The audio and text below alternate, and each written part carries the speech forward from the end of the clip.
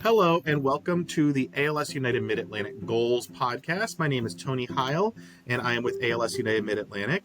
And if you've listened to this podcast before, you know that we cover a wide variety of perspectives impacting the ALS cause and mission, from people living with ALS to caregivers, researchers, volunteers, advocates, everyone that runs a spectrum of how ALS impacts a person and their family. And today I'm talking with my new friend Ashley Lee. Her father had ALS and was a veteran. We're going to talk about that veterans connection, about being an advocate, and how we've made such progress, how it's not enough progress. It's never enough until we have a cure, but the hope in research and advocacy, and how to be empowered as someone impacted by this disease. As always, please follow us at alsmidatlantic.org. Like and subscribe, whether on YouTube or on Spotify or iTunes, so you can increase visibility. And I hope you enjoy our conversation, because I think Ashley's got a lot of really neat things to say, and she has some real world perspectives on this disease that I think a lot of us share. So, Ashley, thank you for talking today. Thank you for having me. So, we have to start here. Like I said, before we started recording, my grandfather was a veteran with ALS. He passed away in 2007. So tell me about when ALS first came into your life. My dad had symptoms well before he shared that with anybody else. The first visible signs were mostly his right hand, that ALS hand that many of us know is recognizable.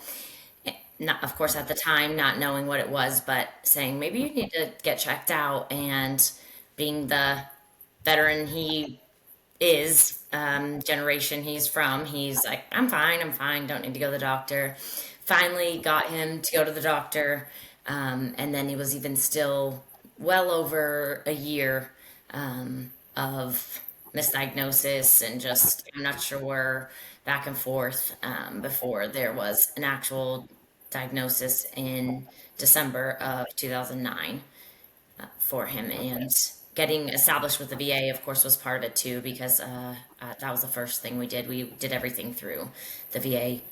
So we got eligibility and everything established there, and did follow up with the Mayo Clinic, but we'll see.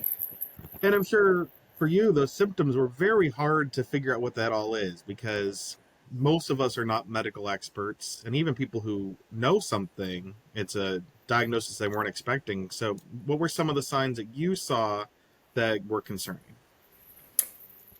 I really was one of those people at that time, that was, oh yeah, I've heard of Lou Gehrig's disease. But Mm-hmm. then you say, but I guess I don't really have any idea what it is.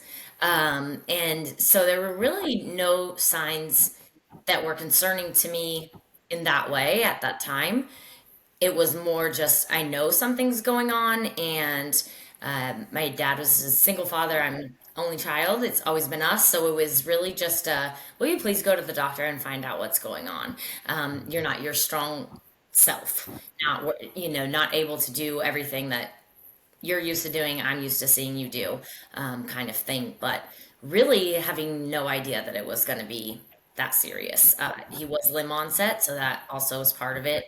Not, going right to concerns of swallowing and breathing. We didn't have those things, thankfully, in the beginning.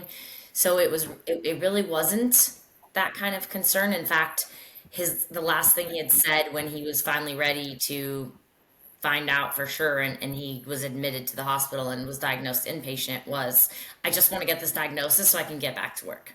So Yeah. we really had no idea that it was anything like what was coming. That sounds pretty familiar. And I think that a lot of people think that they'll just get like a tremor fixed or hand cramp or leg issue. So your dad really thought that life was going back to normal after a couple of visits to the doctor. Essentially, exactly. And so when was it that you were finally diagnosed? Was there something that was the final indicator, something that the doctor said, this is where it gets real more serious? For him, it was the overall weakness that was getting worse, and he was trying to tie down a load and he couldn't tighten it up enough and it fell off the truck while he was driving. And Mm. he was just like the way he is about his work ethic and everything. He's like, that's unacceptable. I've got to find out what's going on. That was his end all, like, called me, please figure it out. So thankfully, even though we hadn't been able to successfully get a diagnosis, we had found one doctor at the VA that was just willing to help in any way he could. I was able to give him a call and say, okay, it's to the point that he is ready to figure out what's going on. And he said, okay, I know it's not my area. I'm not really sure, but I'm going to admit him and just have every service see him, everything done that we can possibly do until we figure out what's going on. And we were in the hospital for about 3 weeks or so. And finally, they did every test, even treated him with IVIG therapy. It did everything, and finally said, we think it's ALS. And they actually did not even tell us. They were talking to each other, and that's how I found out. Was I heard them tell each other, I think he has ALS. Oh, that's interesting. And not all doctors approach that diagnosis in the same way. I know that that's a hard thing to do as a doctor, is to um, share that information with somebody. So you hear that. And I think I wanted to ask you those questions because as a caregiver, and especially as a child of a person living with ALS, that you become a caregiver, you have to get into that role that you didn't really prepare for or expect. You have to be an advocate in a lot of ways from the earliest symptoms before there's a diagnosis. And I think a lot of people don't appreciate that with ALS and a lot of other diseases. I'm sure that you had to really push your dad and show your concern in a way that's going to get him to take some action. Absolutely. Even getting him to go to the VA at all, he was very much of that generation and mentality that, oh no, that's for, guys that are younger or hurt worse or, something, but not me. I don't need that. And so even just saying, okay, if I do it, if I get you established, will you go? If I get you a doctor's appointment, will you go to it? I mean, we really started out that much of that advocacy pushing him. So to, Mm-hmm. like you said, it really, and being his child, I think that was a big difference too. Not being a spouse is there in a lot of ways that made things a little more difficult for me personally, but in that way, I think it helped because like you said, about my caring mattered to him. So it was something that it did help kind of push him, I think, a little bit that I'm like, okay, Dad, I'm starting to get concerned. Will you please do this? And so since then, you've been very involved in advocacy and support groups and other things. I know you've been very active in the ALS community overall. So you've met a lot of other family caregivers, and probably you've met other children of people with ALS, adult children like yourself. Um, did you learn that was a common thing? Like those are the kind of actions you have to prepare for. Those are the kind of conversations. So now you can lean on other caregivers for support and validation. I did meet other adult children, but not very many. It Mm. is definitely, at least from the circles that I was in, not very common. Um, it was definitely something to adjust to because so many support groups and services were just kind of automatically geared towards spouses with the assumption that that's going to be the caregiver. And so it even took me personally, not just his diagnosis, but as taking on that caregiver role as an adult child, some time to accept that I'm not a spouse. That's okay. I can still advocate just as well and, still be a daughter, still be a caregiver, and still do just as much as anyone else. And um, over the years, I have established relationships with people all over the country, all over the world, really. And many are not adult children, and some are, but definitely it's a community that you don't ever want to choose to be a part of. But once you are, you meet some of the most amazing people that you'll ever know, I believe. And when my grandfather had ALS from 2005 to 2007, there wasn't really an online community. There wasn't Zoom. I think Skype or maybe new at the time. I don't know the timing there. But so now you're able to connect with people, like you said, all over the country. How important is that technology of being able to have those connections across borders, across states, so you can talk with other people and share those unique experiences? I think it's incredible. I know that, of course, COVID times really brought shed a lot of light on that kind of world of online. But for caregivers, I think that it's something that people don't realize. You don't always have the help that you wish you had, or that will enable you to attend a support group in person. And the opportunities that you have because of the internet, because of online support groups, connections, even advocacy groups. I mean, essentially now you can almost participate in anything that you want to get into online. And I think that that is so incredible because there is a huge isolation factor to being a caregiver of somebody with ALS, and especially long term like ours was. And when you get to the point that they are on a trach and ventilator and they can't talk and they can't be left alone for even a few minutes, it people will give you suggestions like go take a walk around the block or something, and you can't do that. And so having that outlet to be able to talk to people and be part of something bigger than yourself because of technology, I think is just an incredible gift. So, as a caregiver, and now that you've learned from other caregivers, is there something you learned along the way from other caregivers that you're like, oh, I wish I had realized this earlier? Like, those are some good tips that if I had heard this before, maybe it would have been helpful. Or maybe even on the inverse, something that you were able to teach other caregivers to help them. For the most part, it's kind of the other way because our situation was so long term, uh, being about 15 years that I took care of him, that I learned a lot and experienced a lot that I'm able to share with other people now, and really am feel like I am actually blessed to be able to be that support and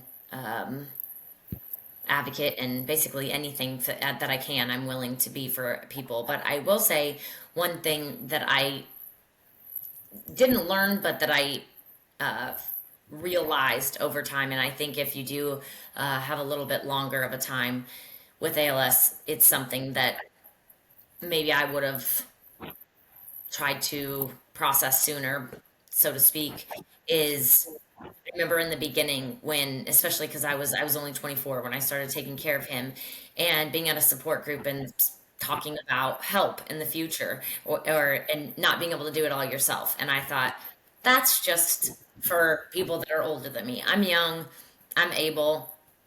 I won't need that. That's not a big deal. And after about 5 years, I realized it wasn't that I wasn't able. It was that to be the best for him, to be the best for me, to be the best for my daughter, I did need help. And as much as he needed to accept having help, I did as well, because it was something that, being his daughter, I realized was a little hard for me too, to say I don't need any help, and say okay, maybe some help would be nice. Now, I'm sure you have a great relationship with your father, and he was also really happy to see your daughter grow up. What was it like for him? Did you see like his appreciation for you and your daughter and your family? Did that grow from this experience? Because I think with ALS, it really shapes your perspective about life, and you know what you're going through. And then you have a young person in your life, granddaughter or other child, and so you value that time maybe even more than others do. Did you learn anything about not taking anything for granted? Absolutely. That is really what we together. Somebody recently said to me that when my husband got diagnosed, really we got diagnosed. And I said, oh gosh, that resonates so much with me because that's how we did it. It was we got diagnosed. There was never a question whether or not I would take care of him, whether I would be there for every appointment, any of those things. It was automatic because we were a team.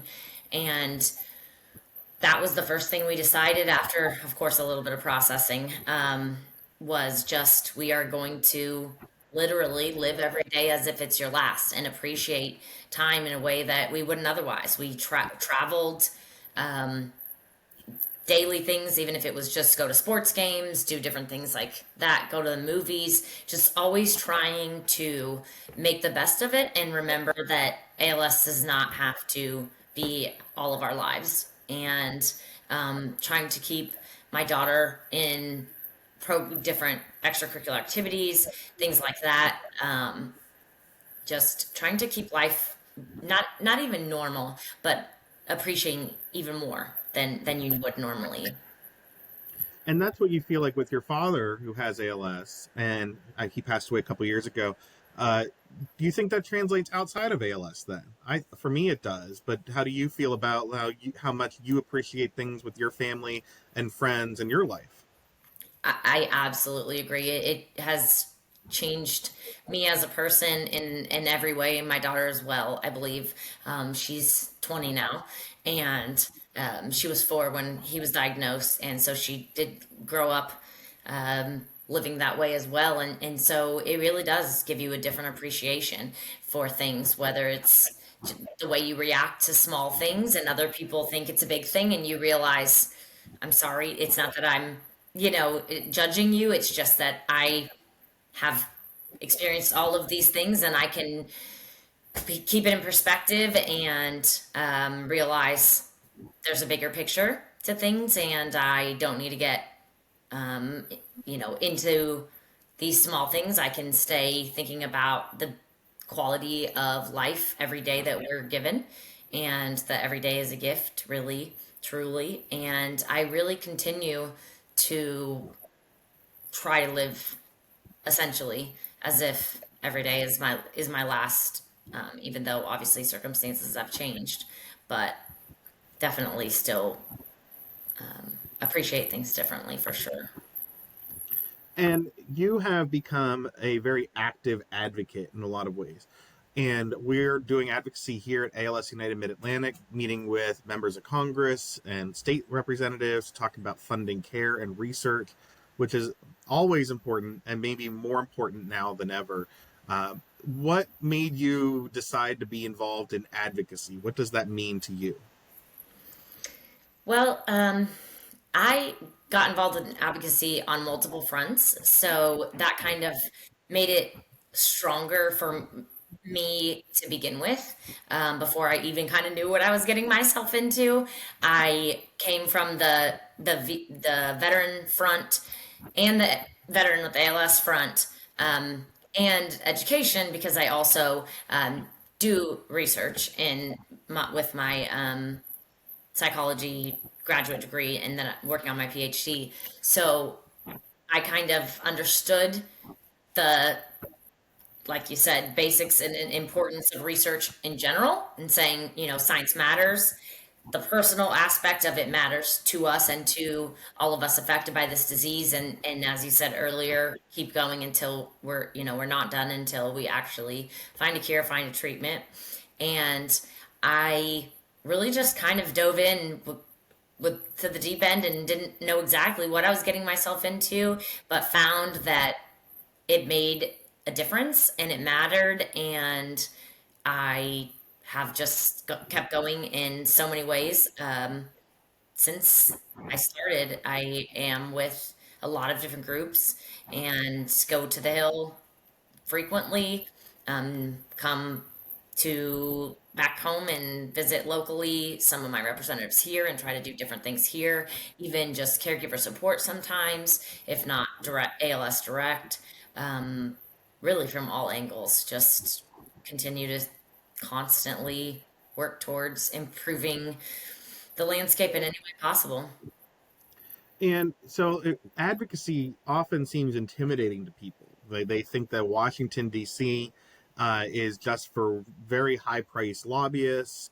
And not that that doesn't exist, but they think that it's not for them. That going to meet with members of Congress or for someone else, and it's too much for them, and they will not be successful. What do you say to people who feel intimidated by the idea of advocacy? I absolutely believe that you are so correct. I hear that from essentially everybody who's never done it before, and so have had that conversation with a lot of people. And really, I think the biggest thing is reminding people or helping them to understand that it matters. It might feel like it doesn't matter for multiple reasons, maybe because you're meeting with a staffer, not the actual representative, maybe because you have a short time period to talk, maybe because you don't know all the technical, words and abbreviations and bills and this and that, and so you think, well, what if I don't say the right thing? But people forget that there's power in your story, and that it's not so much that you're trying to use your story to get somebody to feel sorry for you and do what you want, or something like that, that I think sometimes also people have a conflict within themselves about, like, well, what exactly am I using my story for? But to really make those bills and those things that the representatives and their staffers do know, because it's their job to know, real. It helps them to not just be looking at these things on paper and think, well, I don't know how important this is. Well, now I know how important this is because I've had these constituents from my area come and talk to me, and I realize this matters to people that I represent, that I'm a voice for. And so now these stories are in the back of my mind when I go talk about to other representatives or vote or whatever it is that they're doing, and it's real to me, and I think it very much matters in a way that we probably cannot even truly grasp how far it goes. Yeah, I think that a lot of people come to DC and think, I'm not an expert in this legislation. I don't know how much it costs. I don't know why it costs that much. And I always tell them, you don't need to know anything about the legislation. Like, you Exactly. can, but the details of the bill are less important than how you make someone feel. I had a meeting with someone, and they made the staffer very emotional, and our advocate said, "Oh, I don't know if that was good." And I said, "That was the best meeting we had in a year because you made them feel something more than think something." Absolutely. And I think, and sometimes they'll even be surprised that they'll have a connection. And I think, and then that's incredible too, because as we know, ALS is still considered a rare disease, but then the more that's something that comes from advocacy as well, is just the awareness. And when you speak up, it may bring a voice to people that are staffers in the office that never told anybody that they had the connection, but because now you've said it, they're like, oh, I actually do know, because I have a, this person in my life, or that was, and I I actually know exactly what you're talking about, and then they feel like, oh, I want to share my story as well, and it becomes real to them too. Yeah, here in our area, we have a number of supporters, and with ALS, as opposed to some other things, it's generally nonpartisan. There's not a lot of bickering between parties on it. Sometimes that happens, and that's another conversation. But we have here Senator Chris Coons, who's a huge champion for ALS, and he has a staffer who has a personal ALS connection. And our patient advocate, Craig, um, they know each other now. The senator knows Craig. Craig knows like they probably know each other on a first name basis and will see each other. And that happens when you can build that over time. And I'm sure you've done that a few times.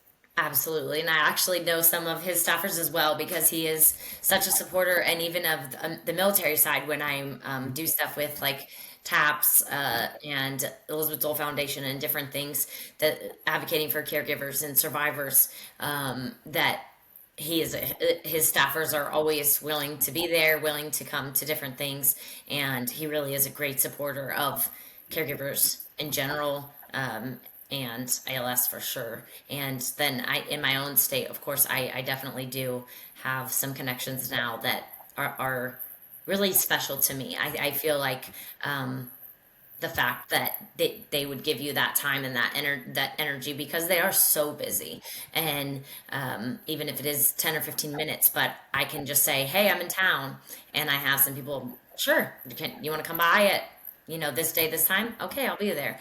And again, like you said, it's not doesn't have to be all technical about bills, about this, about that, and just having a few minutes. And I think it's really incredible, and it does make you realize that what you're doing matters. So, but before we started recording, you said that you've seen a lot of progress since your father's diagnosis when it comes to research and awareness. What are some of the biggest things that you have seen that gives you hope for ALS? Gosh, really so much, honestly. I try to keep things in perspective when you sometimes can feel like, we're spinning our wheels. But when I look back, I think things, not most of the advocacy groups didn't exist or were just starting out when my dad was diagnosed. The VA had just established, I mean, just months before, established it as a service-connected disease. I mean, we were so much of that has changed. Understanding of interdisciplinary clinics has changed. Understanding of the interventions and options for intervention has changed. I mean, literally from one end to the other. And I, on the military side and caregiver support side, is incredibly different to include the caregiver, to think about the caregiver's mental health and need support for them as well, for the entire family. Even the children are starting in the home, are getting their own attention now that was never thought of before. And then, of course, on the research side, I remember when we went for second opinion to the Mayo Clinic, and I asked what they had for clinical trials, and of course he was excluded because he had had symptoms for years. But the clinical trials at that time were all things like uh, diets that may, make changes to your symptoms, or very small things, essentially in the big picture. Now we're looking at biomarkers. We're looking at, see things that are really going to deliver different things. And we're also starting to look at things that I'm getting really excited about, outside, kind of outside of the box, so to speak. With just the other day, I was working on a microbiome study and looking at that. I mean, just I am a CDMRP reviewer, and some of the things we saw last year come across were just incredible. Looking at autoimmune reactions, looking at environmental exposures, really just trying to broaden our view, because if we, pigeonhole into one area, we might miss everything around us. And I feel like we're really starting to look everywhere. And there's a lot of talk about maybe this isn't one disease and we're not going to have one cure or treatment that works for everybody. It's going to be, maybe we are going to find that there are a mix of a lot of things, and it's essentially going to be precision medicine out eventually. And I mean, that's just incredible. And to think that we're getting to a point to say, well, maybe if we do this and this and this, we're going to see something that we've never seen before. I'm glad that you brought up the CDMRP, which is the Congressionally Directed Medical Research Program.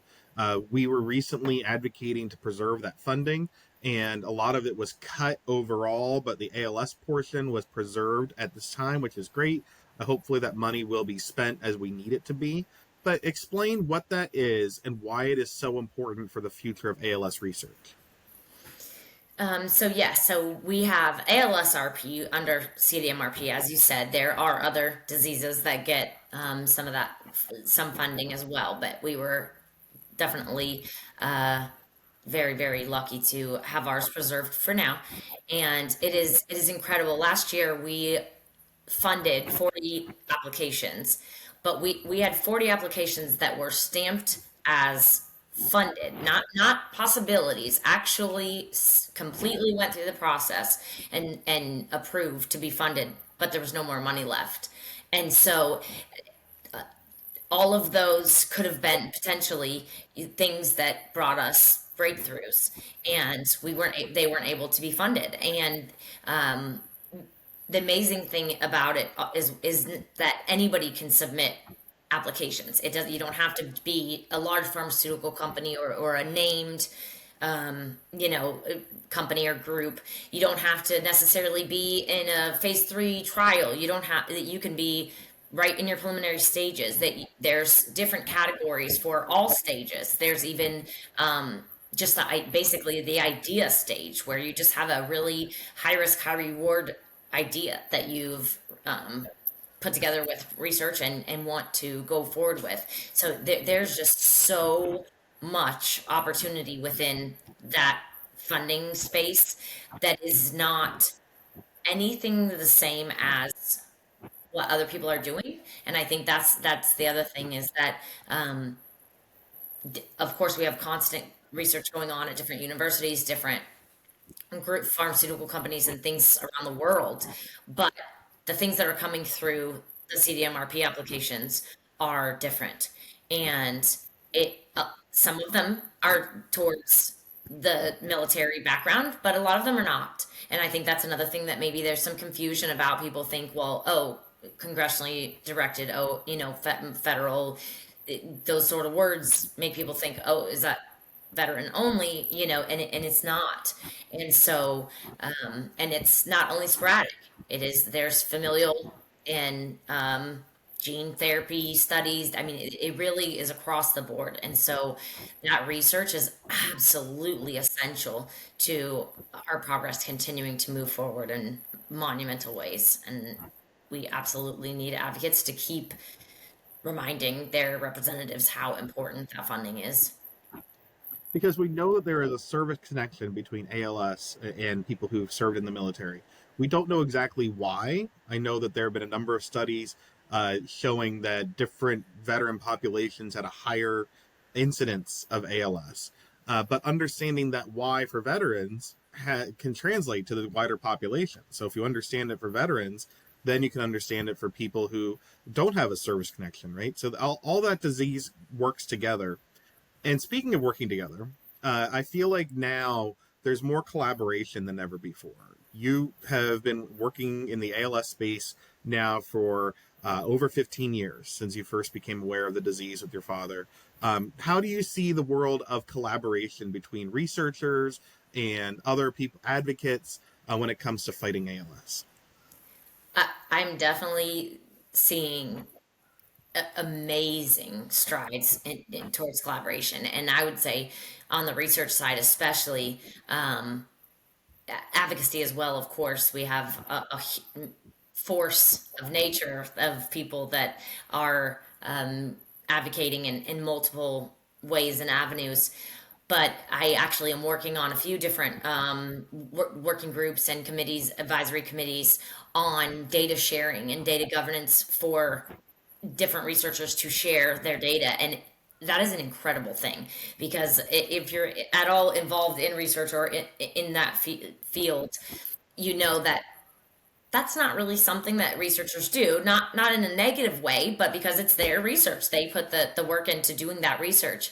And so usually you're not trying to give over your work to somebody else.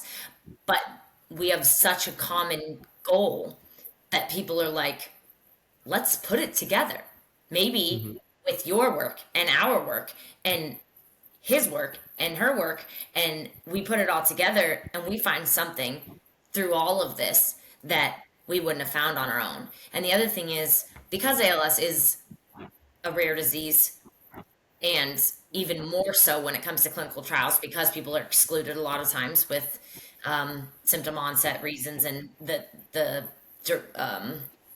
progression is very fast for some people and things like that. Putting the data together makes there be sample sizes that are valid. So many ALS studies struggle because the number of people they have in their study is so small. Mm-hmm. And being able to now collaborate and put and work together really absolutely is changing the game, because now you're looking at sample sizes that are truly delivering results.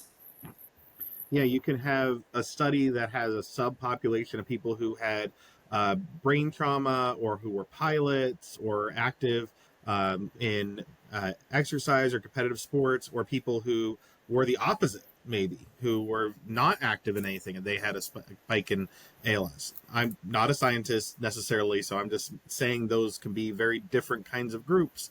And so you may have one study and it shows something in a weird way, good or bad, with this one group. And so you can say, I could say, Ashley, maybe this works for you. And maybe you wouldn't have seen that back in 2009 when you and I were first getting involved in this. Absolutely. I think that's very well put. So you see, there's a lot of hope. You know the realities of ALS from your own personal experience. Right now, there are more people being diagnosed every day who are coming into this life. What would your message be to new caregivers as maybe the first questions to ask or the things to keep in mind to make their life as easy as possible with this challenging disease? The biggest thing that I um, try to convey to all the families and people that I help and talk to is that we had the blessing of time, but that also taught me that because at the beginning, of course, we didn't know that we were going to have 15 years after that. We were the outliers. Mm-hmm. But it didn't make the treatment process or the, you know, visits and interventions any different because you don't work as though you're going to have those years. You work as though you're going to be the more so average person. And that being said, we started talking about interventions, about what progression was going to look like, about what you wanted, like traveling, quality of life aspects, what's important to you, whether even conversations, recording your voice for your own reasons and for your family. Maybe something to keep, maybe like my dad recorded a book for my daughter, reading a book, different. So all of these things that I think people sometimes just are so overwhelmed with the diagnosis in the first place, they don't want to start getting into all of that. And as difficult as it may be, in hindsight, I can say it's actually so much easier to do it early when it's not happening yet than it is to wait, even though it feels like it's going to be easier to wait, then it is happening. And so it's just scary and overwhelming. And you're dealing with all your emotions about it happening at all and it being your loved one. And so really absolutely everything as early as possible, even if it makes it repetitive, that's okay. It gives you time to change your mind. You can start thinking about these things. You don't have to make decisions, just learning, absorbing, knowing. We even took the time to see other people, meet other ALS families, caregivers, people with ALS, veterans with ALS, and see, do I want that kind of intervention? I see what that person's able to do or not able to do, on the practical side, and then on the actual medical side. Multiple questions. You may go to one visit and hear about something and think, okay, I don't really have any questions, but in 3 months, I do have some questions now. And so I really just try to get people to get comfortable with the idea of being a little bit uncomfortable, so to speak, and talking about things and thinking about things as early on as possible. And hopefully you won't have to really truly make those decisions and deal with those things for a little while. But when the time comes, you'll really have confidence and peace that you know what that person wants and that you're, as their caregiver and their advocate, you are doing what they want because you know what they want, because you've had that time to discuss it, to ask questions, to learn. And so you're not rushed into a situation where you're making a decision you don't really understand, you don't really know, you're not sure it's what they want, and you don't have the opportunity to ask them, maybe because it's an emergency. And then you're dealing with the actual practical issue and all of those emotions at the same time, instead of at least that's not on the table if you've had the time to feel prepared, so to speak. Of course, we can only be so prepared, but it really does make a difference to start thinking about things and talking about things as early as possible. And I feel like, as we've talked before, just in this conversation, that's something that translates to so many other problems in our world. Like, I was watching a TV show, The Pit, which I highly recommend. It's a great show. And there was someone struggling with addiction, and they didn't want to admit the problem and go through the treatment of getting better. And now I know what you know about ALS. I'm thinking, if you just do it right the first time, just or as early as possible, it's going to be so much easier, even though it seems hard, than if you wait until it's too bad later. And so that's a lesson from ALS. I assume that can work with any other disease or challenge that we have in life is, yeah, work on it from the start and instead of waiting until it's too hard. Absolutely. I think that's a fantastic advice, and I think that that's absolutely right. Is that in any way really we want to apply it, it's true. Well, I've had a great conversation with you from the start, Ashley, and I think we've learned a lot about caregiving and advocacy and veterans with ALS and how we can all do a better job at appreciating our lives. So, if you're listening again, please like and subscribe and share our videos and podcasts so you can see all the perspectives and bring some more awareness. May is ALS Awareness Month. And this may be up in May. I have so many episodes that we have recently with researchers, people living with ALS, and others like Ashley who have been caregivers. So again, find us at alsmidatlantic.org. Ashley will share some information in the comments and the description so people know how they can work with you and all the work you're doing so they can become a better advocate as well and connect. And we really appreciate your time. Thank you so much for sharing your perspectives today. Thank you so much for having me. And again, like and subscribe, and let's work on ending ALS together.